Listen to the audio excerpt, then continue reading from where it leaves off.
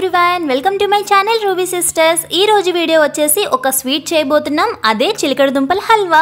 So మరి వచ్చేసేయండి, ఎలా చేయాలో చూసేద్దాం.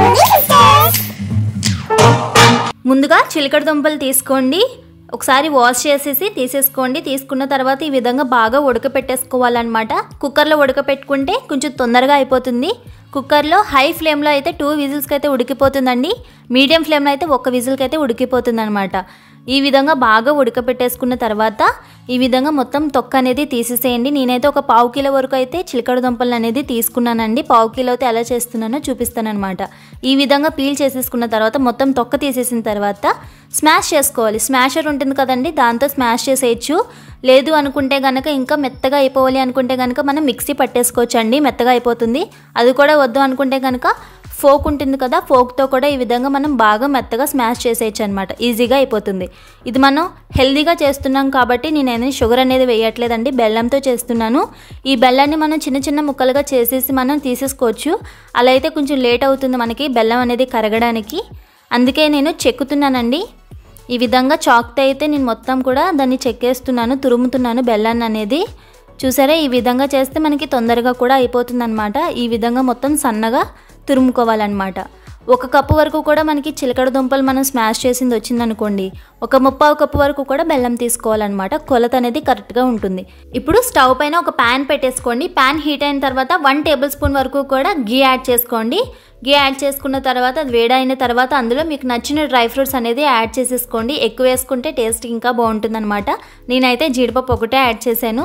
జీడిపప్పు లైట్గా గోల్డెన్ కలర్ వచ్చేంత వరకు ఫ్రై చేసేసుకుని పక్కకి ప్లేట్లోకి తీసేసుకోండి. ఇప్పుడు మనం తురిమి పెట్టుకున్నది బెల్లం ఉంది కదండి, అది యాడ్ చేసేసేయండి. నాకు ఆ కప్పుతో అయితే పేస్ట్ అనేది వచ్చింది, చిలకడ దుంపల పేస్ట్. దాంతో ఒక 1/4 కప్పు వరకు కూడా బెల్లం అనేది యాడ్ చేస్తున్నాను, కరెక్ట్గా సరిపోతుంది. తీపి తక్కువ తినే వాళ్ళు అయితే ఒక 1/2 కప్పు వరకు కూడా యాడ్ చేసుకోవచ్చు అనమాట. ఇలా ప్యాన్లోకి యాడ్ చేసేసి అది కరిగేంత వరకు కూడా బెల్లంని మనం కరగబెట్టుకోవాలన్నమాట. ఈ విధంగా కలుపుతూనే ఉండాలి, లేదు అంటే కనుక మాడిపోతుందండి. మీరు 1/2 కప్పు వరకు కూడా వాటర్ యాడ్ చేసుకోవచ్చు, లేదు అంటే కనుక డైరెక్ట్ బెల్లం యాడ్ చేసుకోవచ్చు అనమాట. వాటర్ యాడ్ చేస్తే కొంచెం టైం అనేది పడుతుంది అనమాట దగ్గరికి రావడానికి. డైరెక్ట్గా మనం బెల్లం కూడా యాడ్ చేసుకోవచ్చు అనమాట. ఈ విధంగా బెల్లం అంతా కరిగిపోయిన తర్వాత ఈ విధంగా కొంచెం ఉడుకు వచ్చిన తర్వాత మనం పేస్ట్ చేసి పెట్టుకున్న చిలకడ దుంపల పేస్ట్ అనేది యాడ్ చేసేసేయాలన్నమాట. ఈ విధంగా యాడ్ చేసేసిన తర్వాత బెల్లంలో మొత్తం కలిసిపోయేలాగా ఈ చిలకడ దుంపల పేస్ట్ అనేది మొత్తం కలిపేయాలండి. అసలు ఉండలేమీ లేకుండా మొత్తం కలిసిపోవాలన్నమాట.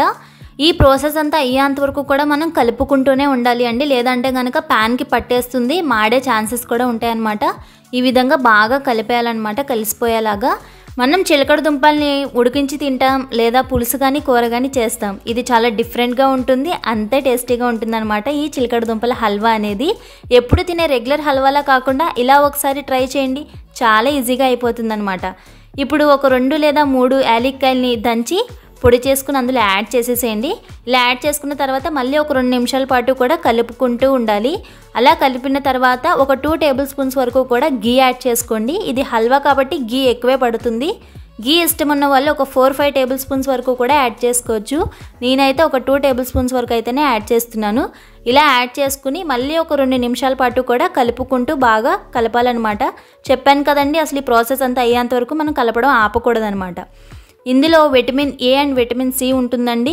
ఇందులో ఫైబర్ కూడా చాలా ఎక్కువగా ఉంటుందన్నమాట. అండ్ బోన్స్ హెల్త్కి కూడా చాలా మంచిదండి ఈ స్వీట్ పొటాటో అనేది.